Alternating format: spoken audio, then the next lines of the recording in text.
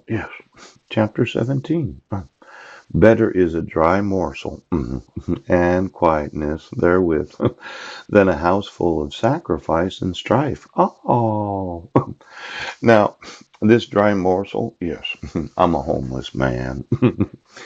And it would be better for me to have a dry morsel than to live in a house, yes, full of sacrifices and strife. And I know a lot of women, they thought, well, I'd like to get with him. I mean, he's a multi-trillionaire. And I'm one of these that says, well, it's time for bed. And I hit the switch and all the electricity goes off in the whole residence.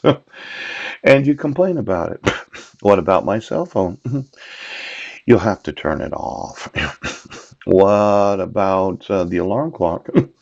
You'd have to have an internal system, yes, that would wake you up at a certain time. Your biological clock, the one in your brain as a human being, yes, would have to waken you.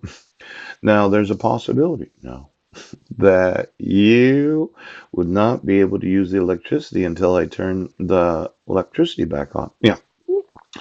Now, let's say I was to redesign the residence so that we were sleeping in absolute darkness without any electricity. Yes, without any electricity going into the ground because the ground wire would not be necessary without the electricity on.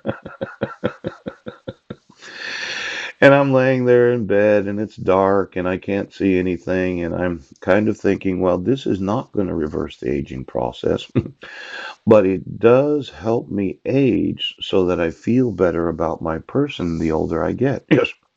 Now, I think there is something about sleeping in darkness. Yes, there is.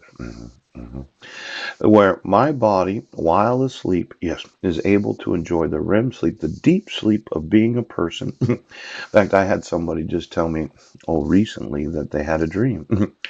And I think they were explaining it to someone, and there's kind of like, well, I'm not very good with dreams. I don't interpret them. Yeah.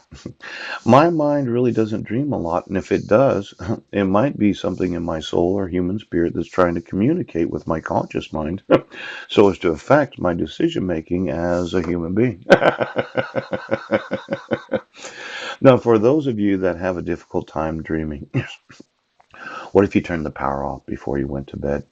You turned the phone off, yes, and you slept in absolute darkness and you got yourself a little candle and you put a lighter next to it, yes, and then that was the only light you had until you turned the power back on. Oh. Now, there's always the possibility that the human mind, yes, is responsive to the human spirit and the human soul. And you don't have any conscious control.